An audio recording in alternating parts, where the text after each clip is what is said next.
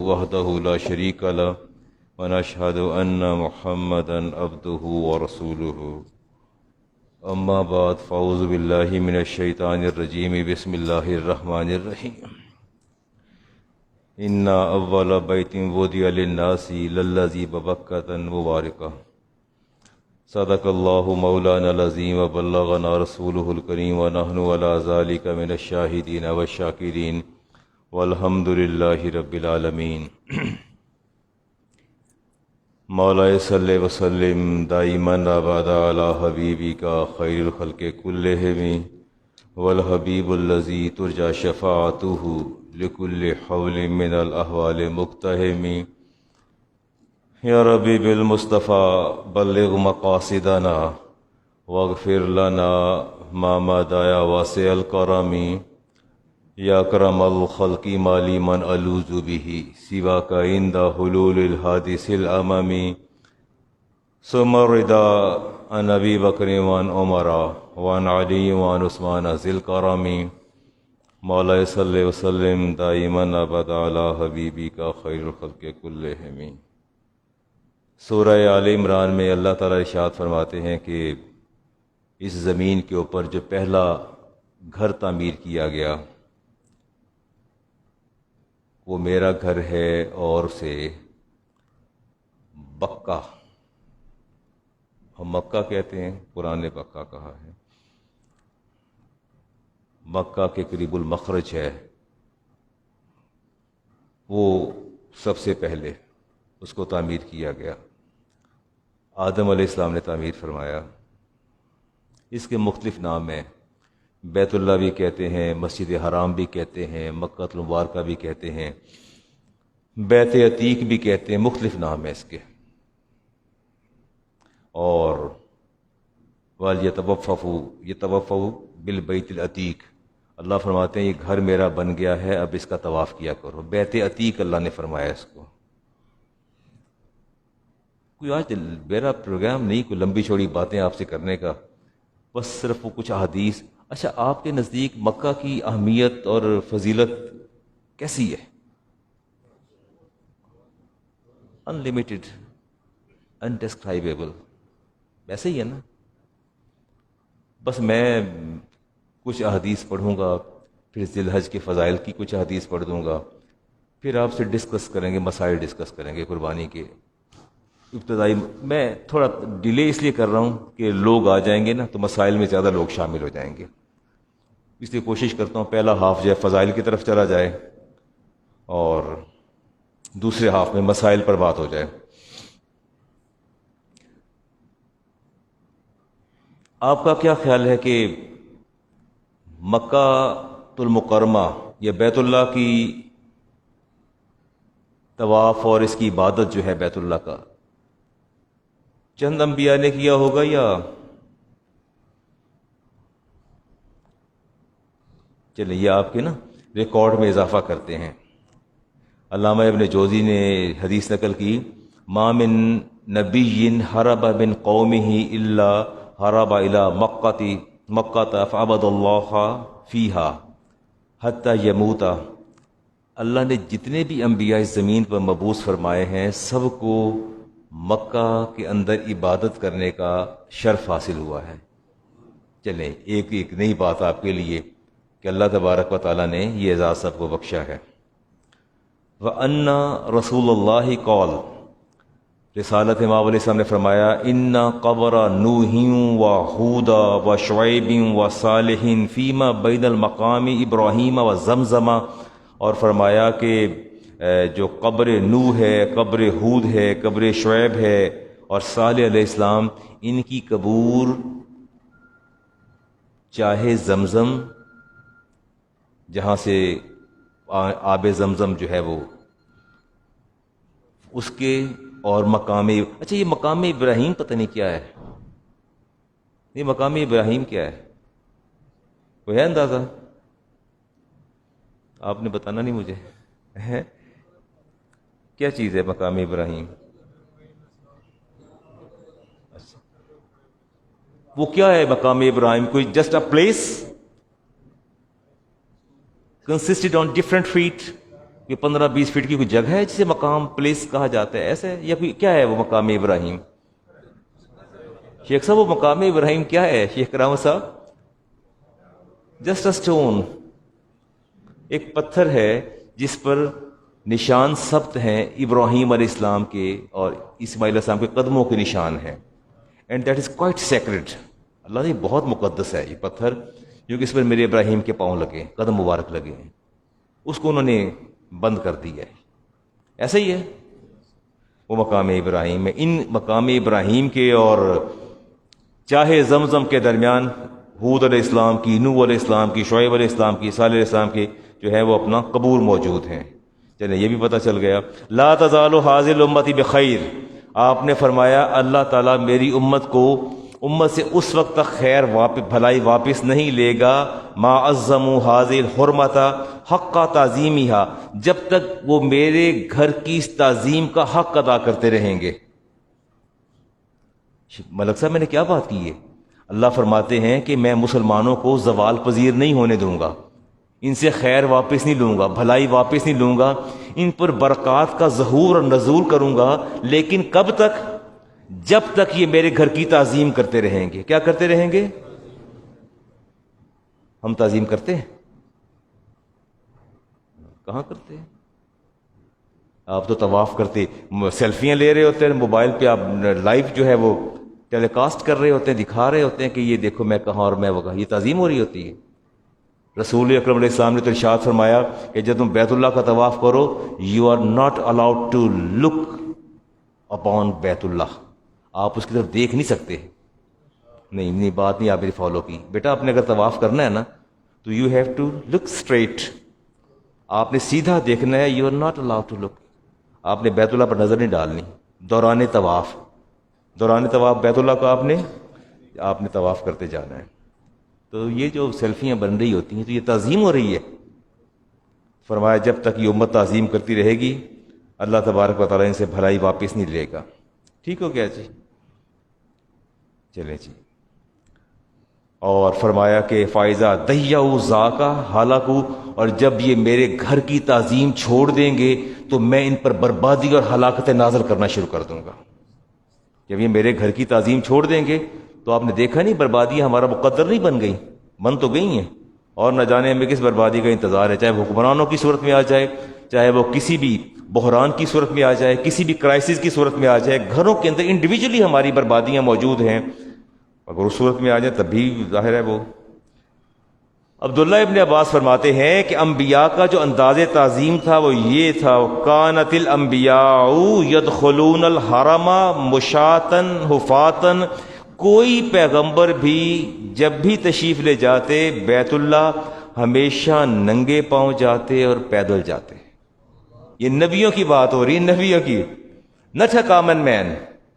انبیاء کی بات ہے، ننگے پاؤں تشریف لے جاتے اور پیدل جاتے. رسالت مآب علیہ السلام نے ارشاد فرمایا، ترجمہ کر دیتا ہوں جی. ان ھذا البلد حرمہ اللہ لا یعدد شوقہ، فرمایا کہ یہ میرا اللہ کا گھر ہے، اس کے اندر کانٹے کو بھی برا نہ کہو اور اس کے اندر شکار کو بھی نہ ڈراؤ اور گری ہوئی چیز کو بھی نہ اس کو وہاں سے اٹھاؤ. الا من عرفہا، ہاں سوائے جس کو پتہ چلے کہ یاری فلاں بھائی کی چیز گر گئی ہے. چیز نہیں اٹھانی وہاں سے، کسی کی گری چیز بھی نہیں اٹھانی. حرم سے آپ نے کسی کی گری چیز بھی نہیں اٹھانی. ویسے تو آپ کو اجازت ہے گری چیز اٹھانے کی، آپ اس کو اٹھا سکتے. شیخ صاحب تشریف لے آئیے، آگے میرے قریب آ جائیے نا، آپ تشریف لے آئیے، آئیے آپ بھی آ جائیں، تشریف لے آگے آ جائیے. وہ آپ سارے دیکھ رہے ہیں، نہ جانے کون آ گیا کہ علامہ صاحب نے آج تک کسی کو آگے بلایا نہیں. آپ یہاں آگے تشریف لے آئیے، قریب آ جائیے. میرے دیرینہ رفیق ہیں. اور سر پلیز، یہ پرسوں دبئی سے تشریف لائے ہیں اور مہمان ہیں میرے. بھی کال آئی ان کی، میں جمعہ پڑھنے آپ کے لیے آ رہا ہوں. تو وہ آپ نے سوچا ہوگا شاید کوئی بیوروکریٹ آ گیا یا کوئی بہت بڑا بزنس مین. تو خیر وہ ہیں، ایسی بات تو نہیں ہے، لیکن میری کوئی ویسٹڈ انٹرسٹ ان کے ساتھ اٹیچ نہیں ہے. یہ وہ نا سنگل پینی نیور. تشریف فرمایا سامنے، میں ممبر پہ بیٹھا ہوں، ظاہر بات کر رہا ہوں. تو یہ نہ سوچیے گا پتہ نہیں مولانا نے 22-23 سال میں تو کبھی شیخ کرامت صاحب سے بھی نہیں کہا کہ آپ آگے تشریف لے آئیے. وہ خود ہی سلام کرتے ہیں، تشریف لاتے ہیں اور اپنی جگہ پر. رسالت مآب علیہ السلام نے ارشاد فرمایا کہ مساجد کے اندر اپنی جگہ کا تعین نہ کیا کرو، فکسیشن نہ کرو کہ میں نے یہاں بیٹھ رہے ہیں، اس کو شفٹنگ کرتے رہو، شفلنگ کرتے رہو، کبھی یہاں کبھی وہاں کبھی وہاں۔ فرمایا اس کے ایک ایک ٹکڑے نے تمہارے سجدوں کی گواہی دینی ہے، ایک ایک حصے نے سجدے کی گواہی دینی ہے، اس لیے کوشش کیا کریں کہ اپنی شفلنگ کر لیا کریں، جگہ اپنی بدل لی، کبھی یہاں بیٹھ گئے اگلے دن وہاں بیٹھ گئے، نیکسٹ وہاں بیٹھ گئے، اس کو شفٹ کرتے رہا کریں۔ وہ دوست ہیں میرے تو میں نے اکرام کیا، مہمان بھی ہیں اس لیے میں نے ان کو آگے بلایا۔ تو میں نے عرض کیا نا کہ وہاں اچھا یہ دیکھیے اللہ تبارک و تعالیٰ، میں امام مسلم کی روایت لے رہا ہوں، اللہ تبارک و تعالیٰ کو کتنا اپنے گھر کا کتنا لحاظ ہے۔ آپ کو اگر یاد ہوگا کہ صالح علیہ السلام کی قوم پر عذاب آیا تھا، قوم سمود پر عذاب آیا تھا، وہ اونٹنی کی کونچیں کاٹ دی تھیں، اللہ نے عذاب نازل کر دیا تھا، اور عذاب پوری قوم پہ نازل کیا تھا، عذاب پوری قوم پہ نازل کیا تھا۔ لیکن ہوا یہ کہ یہ حدیث ہے جی امام مسلم کی، عبداللہ ابن عباس فرماتے ہیں کہ میرے نبی نے مجھے ارشاد فرمایا، اے ابن عباس اللہ تعالیٰ نے پوری قوم سمود پر عذاب نازل کر دیا۔ اتفاق کیسے ہو گیا؟ ابو رغال، ابو ثقیف جو تھا وہ وہاں موجود نہیں تھا اپنی قوم کے ساتھ، وہ بیت اللہ گیا ہوا تھا، اب تھا تو قوم کا حصہ، جب تک وہ بیت اللہ میں رہا محفوظ رہا۔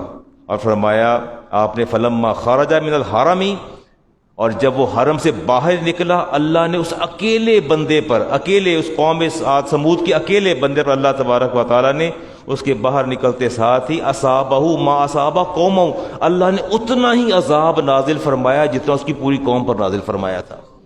میں یہ کہنا چاہتا ہوں کہ بیت اللہ کی اتنی عظمت ہے کہ اللہ نے اپنے گھر کا اتنا بھرم رکھا، اتنی لاج رکھی، انہیں لوگوں کو بتا دیا کہ یہ میرا گھر ہے، اس کی تعظیم آپ نے کیسے کرنی ہے، اس کی تعظیم آپ نے، عذاب اس پر نازل ہونا تھا، جب تک وہ اندر رہا بیت اللہ کے حرم کے اندر رہا عذاب نہیں ہے۔ جو ہی بار نکلا، امام مسلم کی حدیث میں نے پڑھی۔ ہم کتنے بدقسمت لوگ ہیں، طواف کرنے جاتے ہیں تو موبائل پر سیلفیاں لے رہے ہوتے ہیں، سب کو دکھا رہے ہوتے ہیں، بیگم کو بھی دکھا رہے ہوتے ہیں، اور ہمیں اندازہ ہی نہیں کہ کتنی برکت والی جگہ ہے، ہم سوچ بھی نہیں سکتے۔ ہاں اگلی حدیث لے رہا ہوں جی آپ کو، رسالت امام علیہ السلام نے ارشاد فرمایا جدا ہوتے بیت اللہ سے جب ہجرت کی، آپ نے فرمایا امام ترمذی کی روایت عبداللہ ابن عباس سے کرائی، ما اطیبک من بلد و احبک الیہ، فرمایا اس سے زیادہ مقدس جگہ نہیں، مکہ سے زیادہ، حرم سے زیادہ کوئی مقدس جگہ نہیں ہے، و احبک الیہ، اور مجھے اس سے زیادہ کوئی محبوب جگہ بھی نہیں ہے۔ آپ نے فرمایا ولولا ان قومی اخرجونی، اگر میری قوم مجھے یہاں سے نہ بھیجتی باہر، فرمایا ما سکنت غیرک، میں کسی دوسری جگہ پوری زندگی قیام کا تصور بھی نہیں کر سکتا تھا، پوری زندگی میں تصور، لا اقسم بہذا البلد وانت حل بہذا البلد۔ اللہ فرماتے ہیں کہ یہ مکہ جو ہے اے حبیب کریم علیہ السلام ہمیں اس لیے عزیز ہے کہ یہاں ہمارا گھر موجود ہے، بیت اللہ موجود ہے، مقام ابراہیم موجود ہے، صفا مروہ موجود ہے۔ اللہ فرماتے ہیں کہ ہم اس گھر کی قسم یاد کرتے ہیں، قسم اس کی اٹھاتے ہیں، اس لیے کہ یہاں آپ کے قدم مبارک لگتے ہیں۔ مقدسات تو تھے نا، مقامات تو تھے نا، ساری شاعر اللہ تو وہاں موجود ہیں۔ اللہ فرماتے ہیں کہ میں نے لا اقسم بہذا البلد، کہ میں اس شہر کی قسم اس لیے نہیں اٹھا رہا کہ یہاں بیت اللہ موجود ہے، یہاں صفا مروہ موجود ہے، یہاں مقام ابراہیم موجود ہے، یہاں چاہے زمزم موجود ہے، مجھے ان چیزوں سے ہٹ کے رب، میں رب ہوں، اگر میں اس کی قسم یاد کرتا ہوں انت حل بہذا البلد، کہ محبوب آپ اس میں چلتے پھرتے ہیں نا، تو یہ قدموں کی وجہ سے ہم نے اس کی قسم کو یاد کیا ہے۔ کوئی یہ نہ سوچے کہ شاید اللہ تبارک و تعالیٰ نے اپنے شاعر کی وجہ سے، اپنے ان مقدس مقامات کی وجہ سے اللہ تعالیٰ نے اس کی قسم کو یاد فرمایا، فرمایا ایسا ہرگز نہیں ہے۔ عبداللہ ابن عمر فرماتے ہیں کہ قال النبی علیہ السلام لو ان الملائکۃ صافحت احدا لصافحت الغازی فی سبیل اللہ، میرے نبی نے فرمایا کہ فرشتے کسی سے مصافحہ نہیں کرتے، فرشتے کسی سے، فرمایا لیکن تین کیٹیگریز ایسی ہیں جن سے فرشتے آگے بڑھ کے سلام لینا اپنی سعادت سمجھتے ہیں، اس کے لیے فرشتوں کے اندر مسابقت ہوتی ہے، کمپٹیشن ہوتا ہے، آگے بڑھ کے سلام کرتے ہیں۔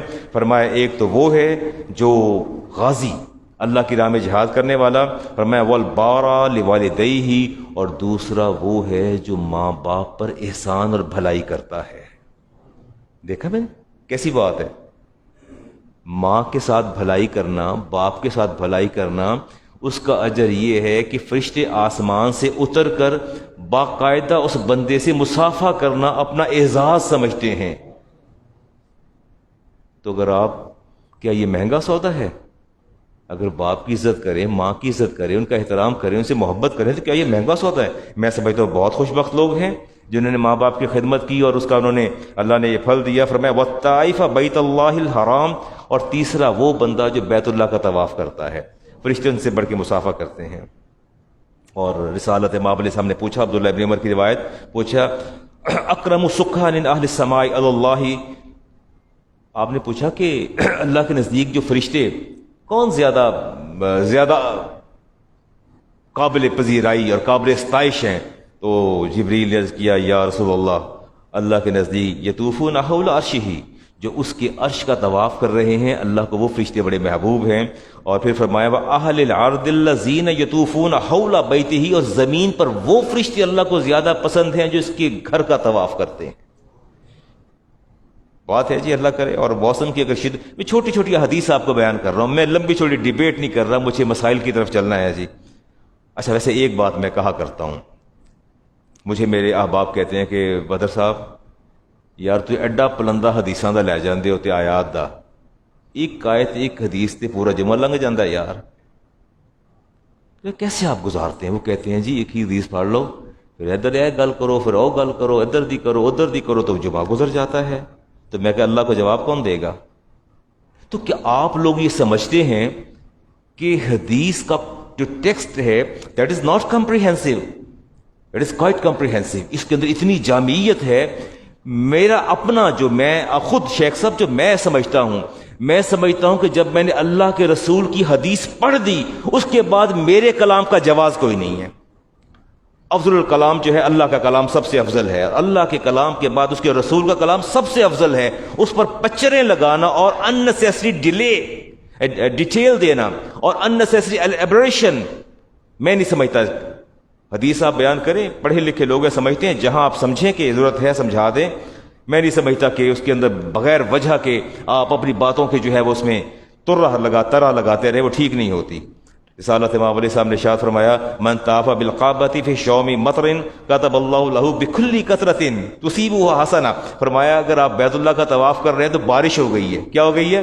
بارش ہو گئی. تو فرمایا اللہ تبارک و تعالی ہر قطرے کے بدلے اسے ایک نیکی عطا فرماتا ہے، فمحا عنہ، اور اس کے گناہ کو مٹاتا ہے، وبالاخری سیئۃ، اور پھر اس کے گناہوں کو مٹاتا ہے، خطاؤں کو مٹاتا چلا جاتا ہے. اگر ایک قطرہ، وہ پتہ نہیں کتنے قطرے گرتے ہیں، کوئی پتہ نہیں کتنے قطرے گرتے، انکاؤنٹیبل، ہمیں تو پتہ نہیں ہے. لوگ بارش ہو جائے تو لوگ دوڑ کے برآمدوں میں چلے جاتے، چھپ جاتے ہیں، ایسا ہوتا ہے. اللہ تعالیٰ کے بھی موقع ایسا آپ کو عطا فرما دے کہ بیت اللہ کے طواف کے دوران کہیں بادل برس پڑے، ڈونٹ رن اوے، بھاگنا نہیں ہے، اسٹے، رکیں اور کوشش کریں کہ میکسیمم بارش کے قطرے جو ہے بارش آپ کے بدن پر برسے. اللہ تبارک و تعالیٰ ایک نیکی عطا فرما دے گا اور گناہوں کو بھی مٹا دے گا. لوگ چھتریاں لے کے طواف کر رہے ہوتے ہیں، پاسبل ہے ان کی مجبوری ہو، ہیٹ سٹروک کا خطرہ ہو، لیکن تو میرے نبی نے ارشاد فرمایا تھا کہ یہ جو شدید گرمی کے اندر طواف کرنا ہے، جو بندہ گرمی کے اندر 7 چکر پورے کر رہے، استلام حجر اسود کا استلام کر لے، کسی کو تکلیف نہ دے، کسی سے کلام نہ کرے، ذکر اللہ کرتا رہے، باتیں نہیں کرنی، طواف کرتے باتیں نہیں کرنی، تسبیح پڑھتے جانا. تو آپ نے ارشاد فرمایا کان لہ بکل قدم یرفعہ ویدعہ 70,000 حسنۃ، اللہ تعالیٰ اس کے ہر قدم جو اٹھاتا ہے، ایک سٹیپ اٹھاتا ہے، دوسرا رکھتا ہے، پھر اٹھاتا ہے، رکھتا ہے، اللہ تعالیٰ ہر قدم اٹھنے پر اور رکھنے پر 70,000 نیکیاں عطا فرماتا ہے. ہاں، شدت کی گرمی کے اندر. وَيُمْحِ عَنْهُ بِكُلِّ قَدَمٍ يَرْفَعُهَا وَيَدَعُهَا 70,000 سَیِّئَةٍ. فرمایا اللہ تعالیٰ ہر قدم کے اٹھنے پر اور دوسرے قدم کے رکھنے پر 70,000 گناہوں کو بھی معاف کرتا چلا جاتا ہے. تو اس لیے اگر ہو تو یہ پنکھا لے کے فیننگ کر کے اوئے ہوئے بڑی گرمی یار، بڑی گرمی، توبہ غضب دی گرمی، اوئے ہوئے ہوئے، don't mention. Cap in your mind this, اپنے ذہن میں رکھیں کہ میں نے اس گرمی کی شدت میں طواف کیا ہے اور میں نے استلام بھی کر لیا حجر اسود کا، اور میں نے کسی سے بات بھی نہیں کی، کسی کی ادھر ادھر کی میں نے گفتگو بھی نہیں کی. اللہ نے ہر قدم اٹھنے اور رکھنے پر مجھے اتنا اعزاز سے نوازا ہے. اللہ تعالیٰ موقع دیجیے آپ کو، چلو موقع تو جب بھی اللہ تعالیٰ دے گا، but keep in your mind these things, جو میں حدیث بیان کر رہا ہوں ان کو اپنے ذہن کے اندر رکھیں کہ آپ نے ایسے کرنا ہے۔ اب امام جوزی فرماتے ہیں کہ قول النبی علیہ السلام روایت کرتے ہیں النظر الی البیت الحرام عبادہ، کعبہ کو دیکھنا عبادت ہے، النظر الی الکعبۃ محض الایمان، کعبہ کو دیکھنا خالص ایمان ہے۔ اور ابن مسیب نے کہا کہ جس نے کعبہ کو دیکھا وہ یوں زیارت کی اور جیسے ماں کے پیٹ سے بھی باہر نکلا۔ اور دیکھتے رہنے والا حدیث پاک میں آتا ہے الصائم القائم الدائم، وہ روزہ رکھنے والے کی طرح ہے، قیام کرنے والے کی طرح ہے، اور ہمیشہ حالت عبادت میں رہنے والے کی طرح ہے، انکساری کرنے والے کی طرح ہے، اور اللہ کی راہ میں جہاد کرنے والے کی طرح ہے۔ اچھا، یہ چھوٹی سی بات آپ سے کر لیں، ایک سوال ہے میرا آپ سے جی، اگر آپ کی توجہ میری طرف ہے، میری طرف توجہ آپ کی، ہیئرنگ می اٹینٹیولی، یہ وہ 1,00,000 نماز کا ثواب شیخ صاحب یہ بیت اللہ کے اندر پڑھنے کا ہے یا وہ حرم کے اندر پڑھنے کا ہے؟ میری بات آپ فالو کر رہے ہیں؟ آپ نے مسجد حرام کے اندر نماز ادا کی تو 1,00,000 کا ثواب ہے، نشور نہیں آپ کو ہے نا، میں حدیث پڑھ رہا ہوں۔ اچھا، اب فیصلہ یہ کرنا ہے کہ وہ حرم کے اندر ہے یا مسجد حرام کے اندر ہے، both are different, entirely different. حرم کی حدود جو ہے ڈفرینٹ ہے، ایسے ہی ہے شکیل بیٹا، نہیں بات فالو نہیں کر رہے۔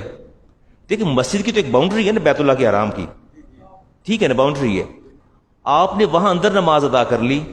یہ میرا بچہ گیا، اس نے باہر ہوٹل کے اندر جو کوئی جسٹ 1/2 کلومیٹر وہاں جا کے اس نے نماز ادا کی، نہیں پہنچا کہ نماز پہ، اب وہ ثواب آپ لے گئے، یہ لے گیا اور یہ محروم رہ گئے، وہ کیا چکر، اس کو کیسے ڈیفائن کریں گے؟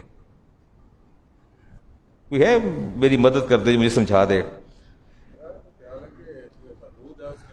اچھا، عبداللہ ابن عباس حضور کے چچا زاد مفسر قرآن، ان سے رہنمائی لے لیتے ہیں، وہ کیا فرماتے ہیں؟ وہ فرماتے ان حسنات الحرم کلی الحسنات بمئۃ الف، آپ فرماتے ہیں مسجد حرام نہیں، بیت اللہ نہیں، میرے نبی نے فرمایا تھا وہاں سے لے کے وہاں پوری ہو گئی ہیں۔ پڑھنے کی ضرورت کیا ہے شیخ صاحب؟ چھوڑے نا، 1,00,000 آپ نے زندگی نماز ادا کرنی ہے آپ نے۔ یہ فزیکلی مجھے اس کا فیس کرنا پڑا۔ وہ ایک صاحب جو ہے وہ حج کر کے واپس آئے اور یا عمرہ کر کے واپس آئے تو انہوں نے نماز چھوڑ دی، انہوں نے کہا اینیاں زیادہ کٹھیاں ہو گئی نے کہ انہوں نے باقی لوڑ ہی کوئی نہیں۔ اچھا، یہاں میں کرتا چلوں، ایسا نہیں ہے، ایسا نہیں ہے، ایسا نماز ایک ہی ادا ہوتی ہے لیکن ثواب جو ہے وہ 1,00,000 کا ہوتا ہے۔ ٹھیک ہو گیا۔ اچھا، آب زمزم کے بارے میں 2-3 حدیث۔ آب زمزم آپ پیتے ہیں؟ شوق سے پیتے ہیں؟ رسالت امام علیہ صاحب نے ارشاد فرمایا انہا مبارکۃ انہا طعام طیمن، فرمایا اے میرے امتیو یہ آب زمزم پانی کا پانی ہے، کھانے کا کھانا ہے، پانی کا پانی ہے، کھانے کا کھانا ہے۔ میں دیکھتا ہوں یہ حدیث ابو ذر غفاری فرماتے ہیں کہ میں نے 30 دن قیام کیا، امام بخاری کی حدیث لے رہا ہوں، امام بخاری کی حدیث، ابو ذر غفاری راوی ہیں، کہتے ہیں میں نے اسلام قبول کرنا تھا، میں نے 30 days اسٹے کیا، and I never eat a single bite of food۔ 30 دن میں نے کھانے کا ایک لقمہ، کوئی سالڈ چیز اپنے منہ کے اندر نہیں ڈالی۔ 30 دن میں لگاتار پانی پیتا رہا، آب زمزم، مجھے احساس ہی نہیں تھا بھوک کسے کہتے ہیں۔ کہتے ہیں مجھے نہیں پتا کہ بھوک کسے کہتے ہیں۔ صدیقہ کائنات جو ہیں وہ خود پانی بھر کے لاتی آب زمزم کا، رسالت امام علیہ السلام باقاعدہ آپ بھیجا کرتے تھے کہ جاؤ میرے لیے آب زمزم۔ آپ نے سہیل بن عمر کو فرمایا کہ سہیل میرے لیے پانی بھیجو، تو آپ کے لیے 2 اونٹ لاد کے آب زمزم کے بھیجے گئے۔ 2 حدیث لے لیتا ہوں جی آپ کے سامنے، اس کے بعد پھر آگے بات کو بڑھاتا ہوں۔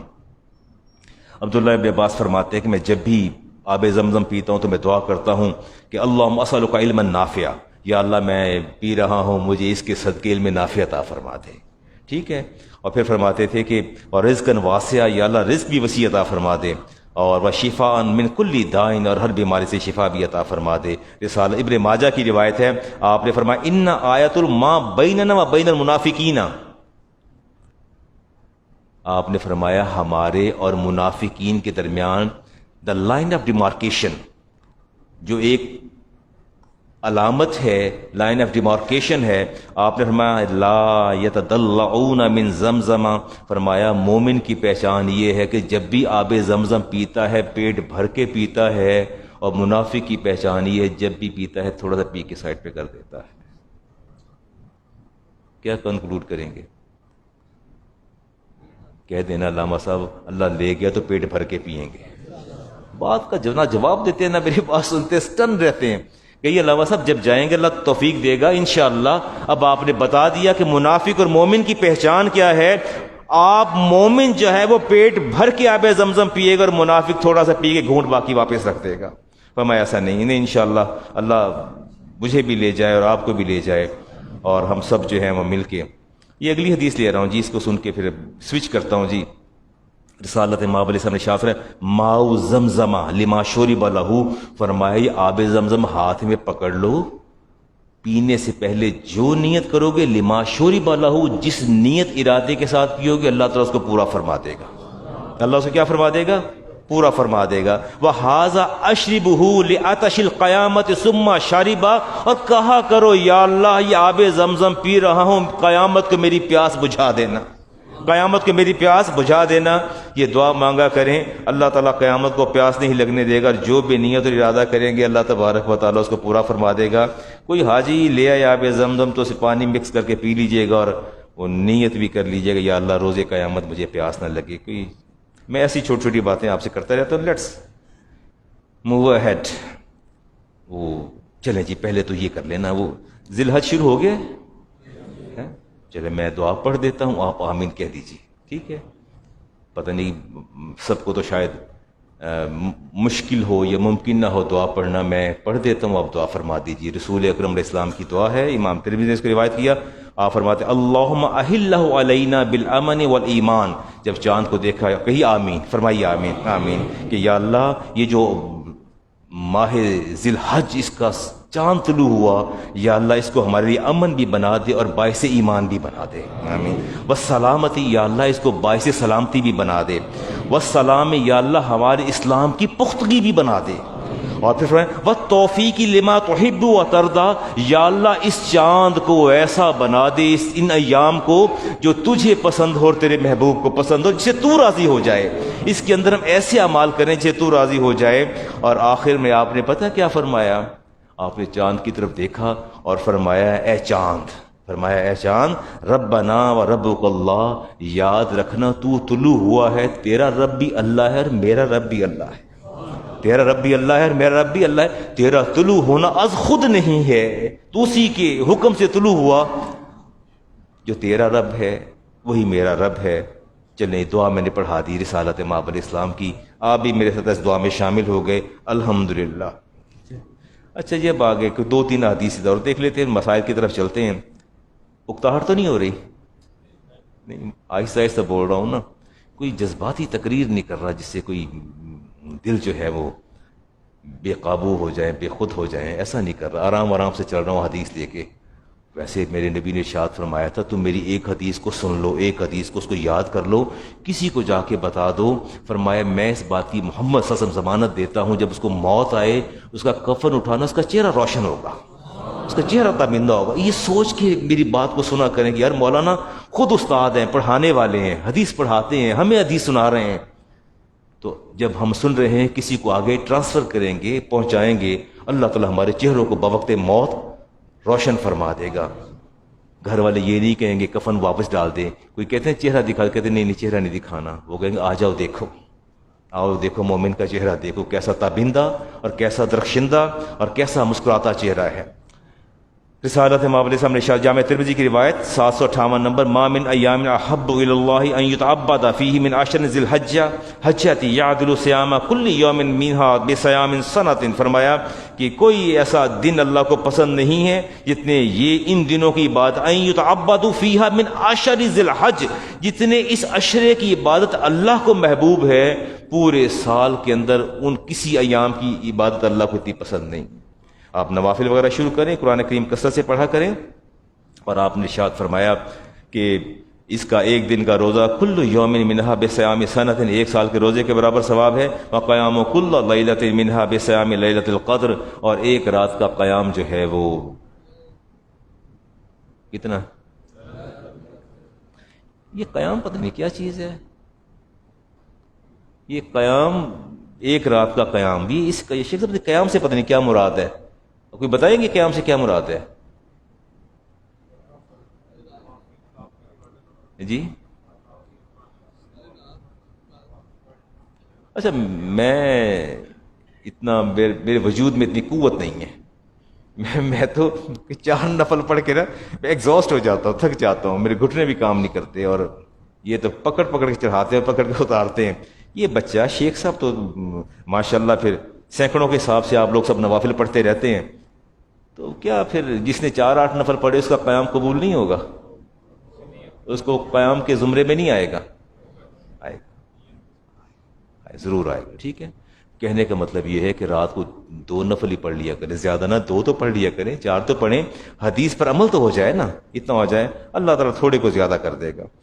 اچھا، بڑے شوق سے لوگ پوچھتے ہیں، میں یہ سے پہلے تو شاید کبھی جو ہی چاند نظر آیا اس سے 2 دن پہلے کہ علامہ صاحب وہ ناخن نہیں کٹوانے، مونچھیں نہیں کٹوانی، علامہ صاحب وہ بغلوں کے بال نہیں کٹوانے، انڈر شیو نہیں کرنی، اور کیا کیا نہیں کرنا، قربانی کرنے والا کرے گا کہ نہیں کرے گا، کوئی یہ کرے گا وہ کرے گا۔ میں کہ یار کبھی تم نے مجھ سے یہ پوچھا کہ علامہ صاحب جھوٹ بولنا ہے کہ نہیں بولنا، مکاری کرنی ہے کہ نہیں کرنی، ڈس آنیسٹی کرنی ہے کہ نہیں کرنی؟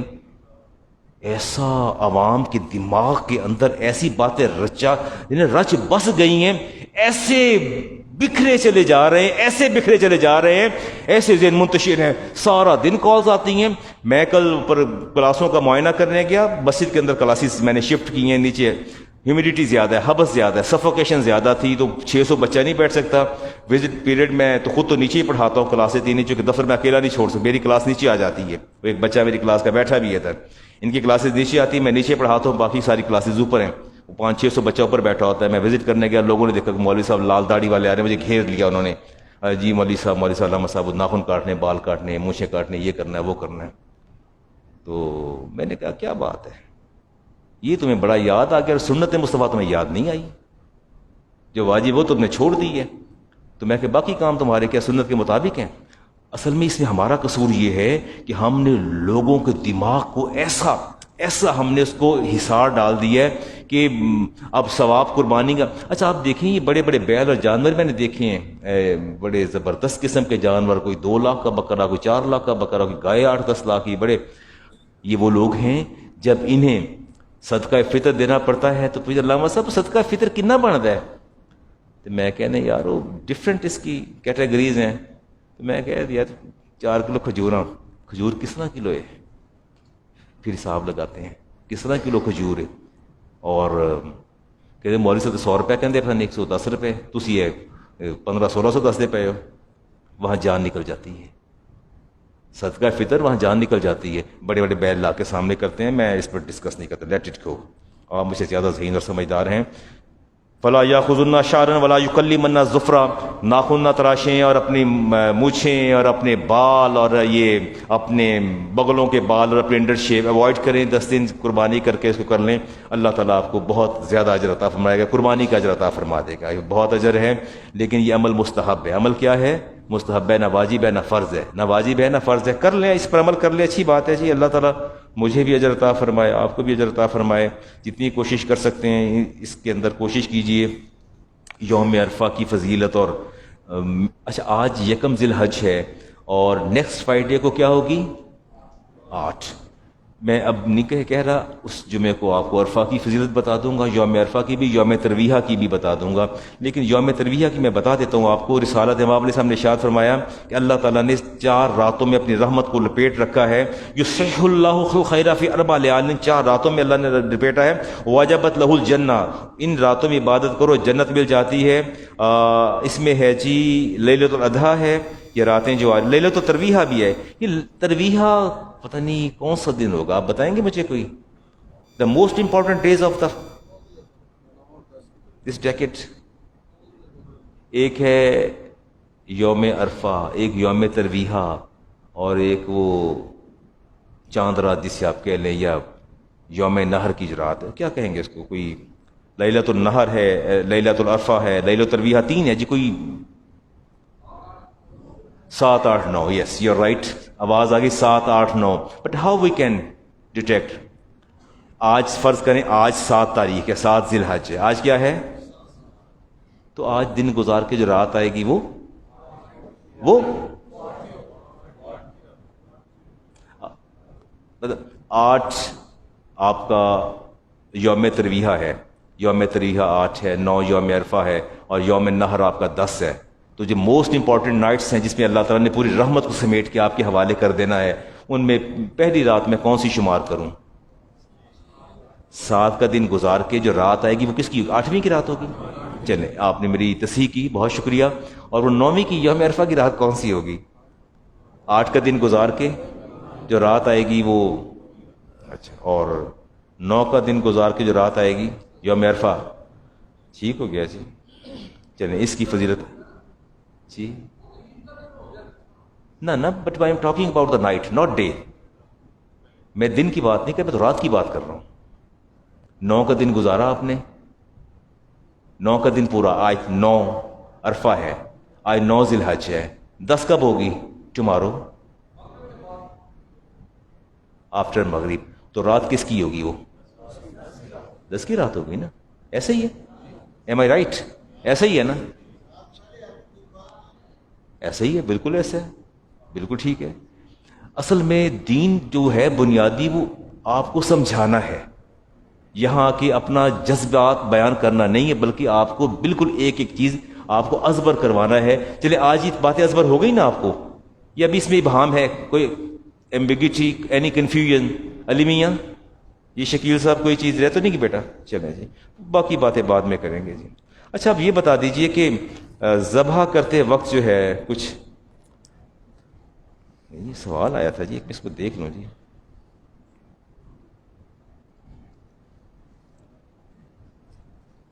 یہ ابھی میں کہہ رہا تھا کہ مکہ المکرمہ میں گری پڑی چیز کو نہیں پکڑنا. اس کے بارے میں اگر آپ کو کوئی چیز مل جاتی ہے زمین سے گری پڑی، پیسے کوئی مل جاتے ہیں، ڈالر مل جاتا ہے، پاؤنڈ، ین، کوئی 500، 1000، 2000 کے نوٹ کے مل جاتا ہے، تو کیا کرنا ہے آپ نے؟ کیا اس کا شریعت کیا کہتی ہے؟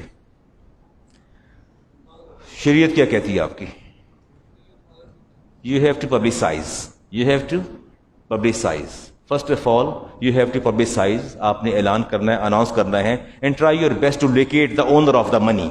And try your best to locate the owner of the money. اس کو ڈھونڈیں، اونر آف دا منی کے پیسے کس کے ہیں، اس کو اناؤنس کریں. اف یو couldn't ڈیٹیکٹ، اگر آپ نہیں پا سکتے، آپ نے lot of your efforts have exerted on it, بڑی آپ نے کوششیں کی، وہ بندہ ملا نہیں ہے، اس کا پرس مل گیا، اس میں 10-20-30 ہزار روپے موجود ہے، بندہ نہیں ملا، اس کا نہیں ہے. تو آپ کی شریعت کیا کہتی ہے؟ میری شریعت کیا کہتی ہے؟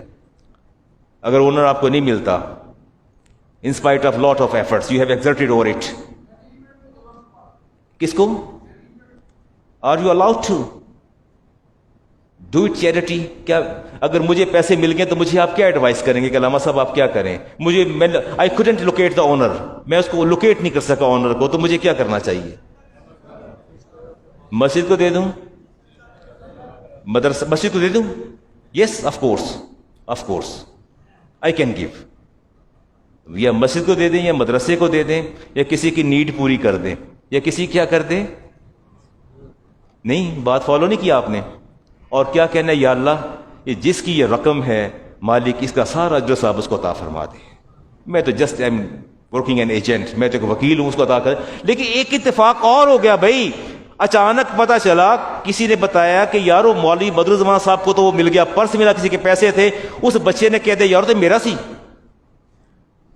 اب کیا کریں گے؟ وہ کہتا تو میرا تھا، وہ آ گیا میرے پاس کہ مولانا وہ پیسے تو میرے تھے.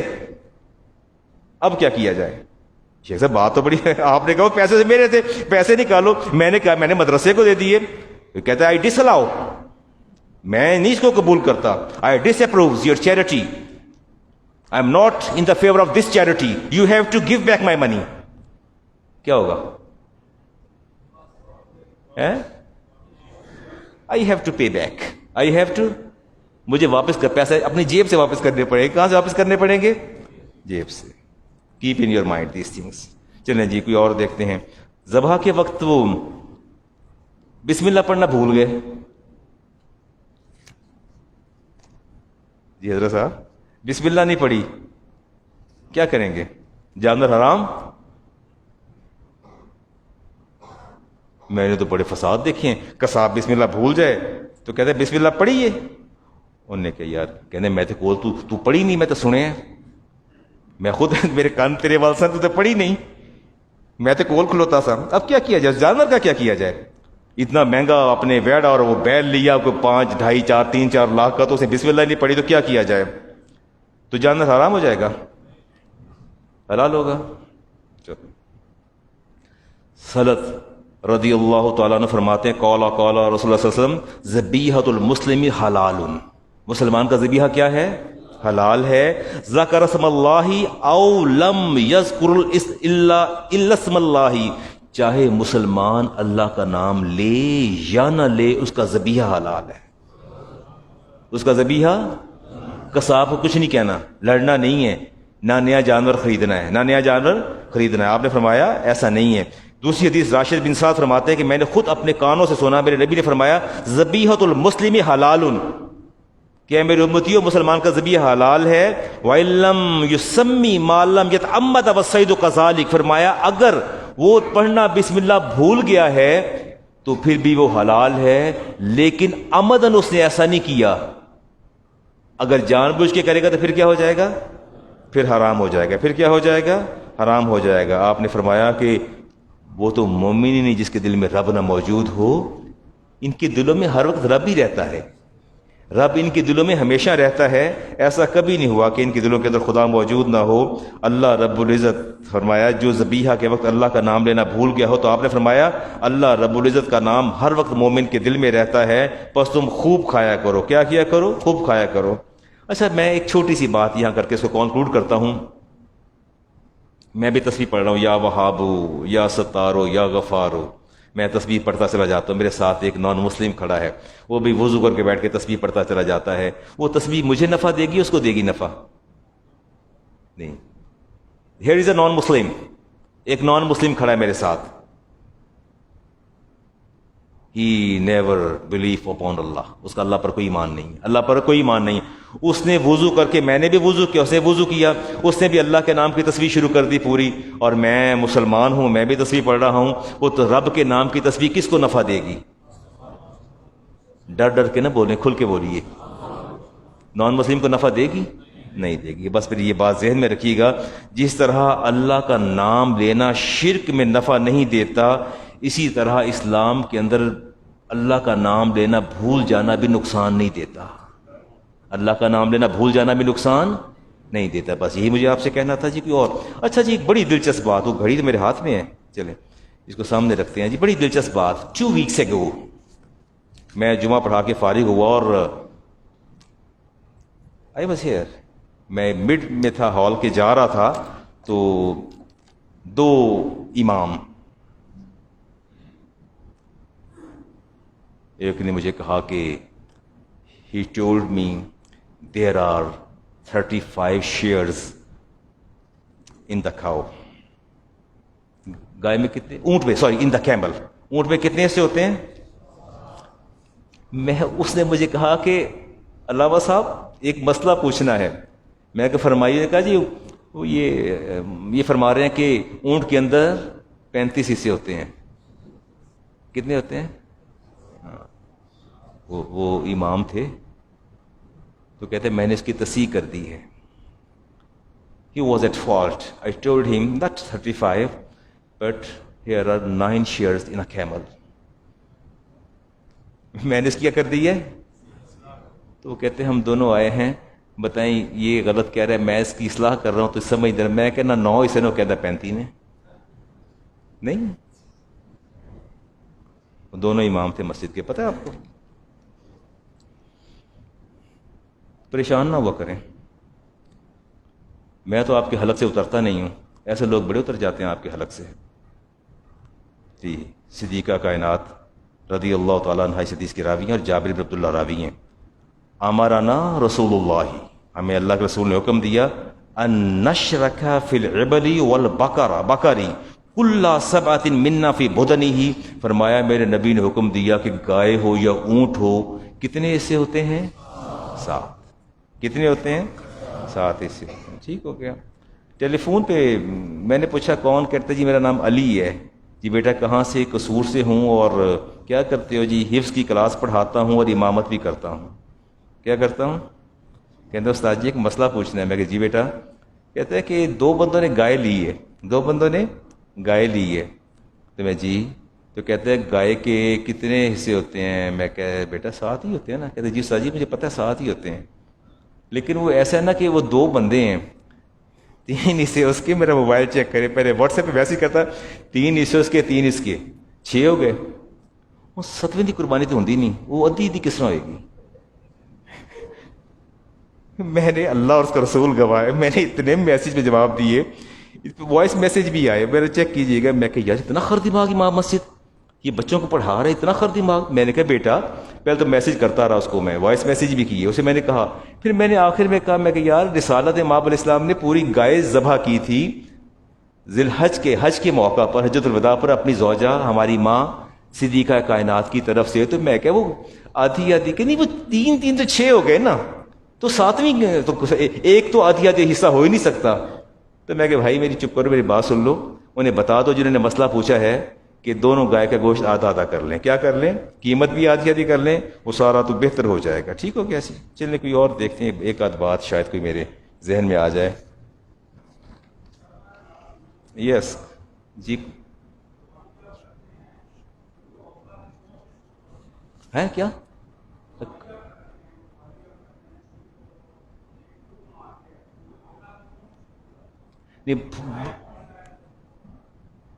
آیت میں بتا دیتا ہوں، میں حافظ نہیں ہوں، میں بھی بتاتا ہوں. یہ میرا وہ قرآن میں وہ ہے انی اسلمت وجہت للہ، وہ آیت آتی ہے جی، ابراہیم علیہ السلام نے پڑھی تھی.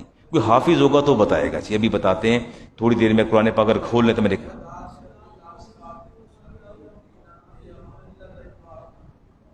نہیں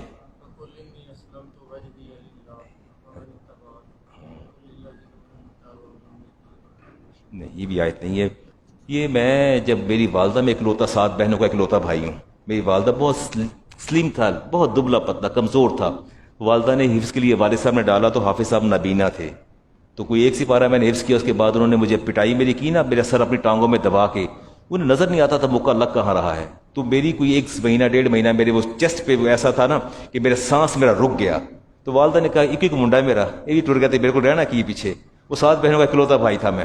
تو مجھے انہوں نے حفظ سے اٹھا لیا کہ میں نے نہیں حافظ بنانا.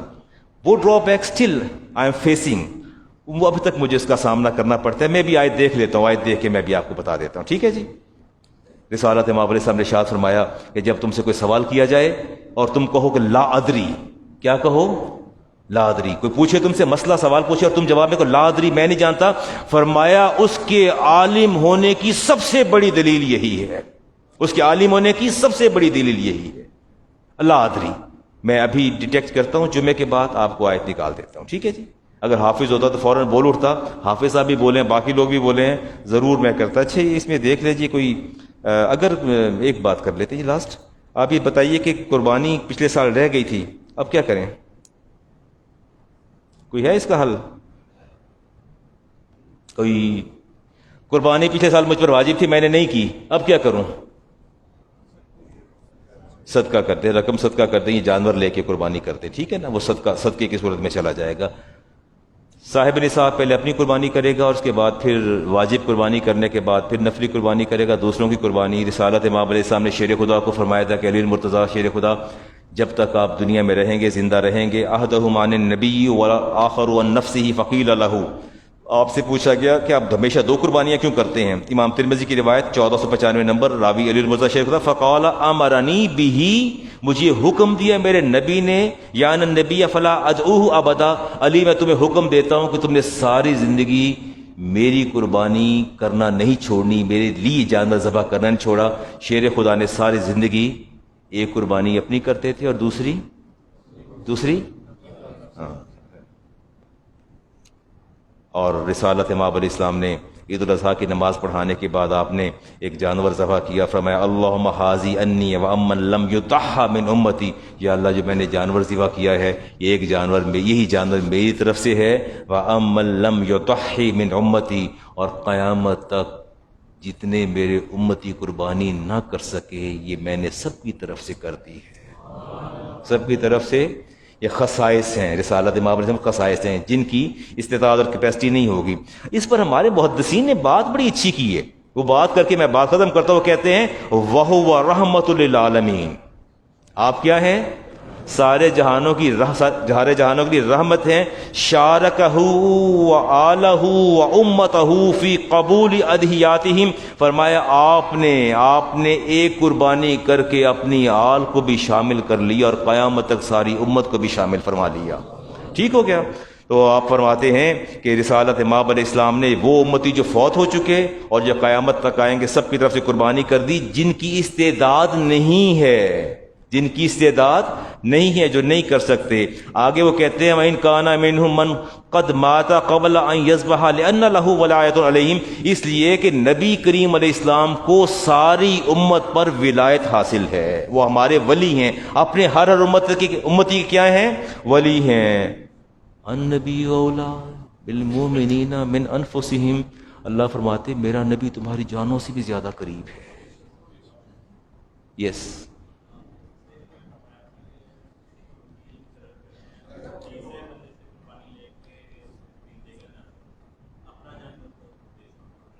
نہیں دے سکتے.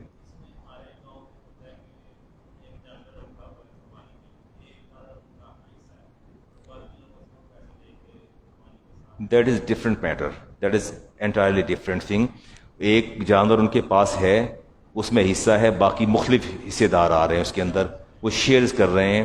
لیکن میں نے کہا تھا کہ ایسا ہو کہ اپنے جانور کھڑے ہیں، مجھے وکیل مقرر کیا گیا ہے، میں نے جانور پال رکھے اور میں ان کو آگے بیچتا ہوں. خریدار اور جو بیچنے والا ہوتا ہے وہ دونوں، اور جو وکیل جو ہوتا ہے وہ خود اس کو سیل نہیں کر سکتا، تھرڈ پارٹی کو ڈھونڈے گا. جی کوئی پوچھ رہے تھے، کوئی سوال پوچھ رہے تھے. یس نہیں never, I never ask such thing. میں نے ایسی بات نہیں کی. جی نہیں، میں نے عرض کیا تھا کہ آپ کی قربانی رہ گئی ہے، اس سال قربانی کرنا تھی، کسی وجہ سے کوئی ایسے حالات انوائرمنٹ تھا قربانی نہیں کر سکے، واجب تھی آپ پر. اب اتنی رقم یا تو آپ صدقہ کر دیں گے، جانور ذبح کر کے صدقہ کر دیں گے، دونوں آپ پر واجب تھی. پر ایسے سرکمسٹانسز انوائرمنٹ ہوا کہ آپ قربانی نہیں کر سکے. آپ کو واجب تھی، نہیں کر سکے، اویلیبلٹی نہیں ہوئی، آپ یہاں موجود یا کچھ بھی صورتحال پیدا ہو گئی تو وہ قربانی سیم بالکل سیم، ظاہر ہے وہ کر لیں، لے کے صدقہ کریں، رقم صدقہ کر لیں. قربانی واجب ہے، بکرا ملتا ہے 30,000 کا، آپ پر واجب تھی، 30,000 کا بکرا ملتا ہے، 40 کا 45 کا، اور اب آپ بازار سے جا کے کوئی 4,000 کا بکرا لے کے صدقہ کر رہے ہیں، تو اٹ از ناٹ رائٹ. قربانی کا کر رہے ہیں نا آپ، یہ بھی تو آپ دیکھیے نا کہ قربانی جو آپ نے ترک کر دی، آپ کی رہ گئی، اسی کا آپ کر رہے ہیں نا. سبسٹیچیوٹ تو اسی کا ہے نا، اسی کو کر رہے ہیں. بات فالو نہیں کی آپ نے میری پچھلے سال قربانی رہ گئی میری، اب میں نے اتنی رقم صدقہ کرنی ہے. قربانی کا جانور میں لیتا بکرا تو مجھے 35-40,000 کا ملنا تھا، لیکن میں رقم کتنی صدقہ کر رہا ہوں؟ میں 10,000 دے رہا ہوں. میں ٹھیک کر رہا ہوں؟ نہیں، غلط کر رہا ہوں نا میں. ٹھیک ہو گیا. اینی تھنگ ایلس ڈال دے، کوئی بات نہیں، گائے میں سے ڈال دے. چلیں جی، سنتے ادا کریں جی.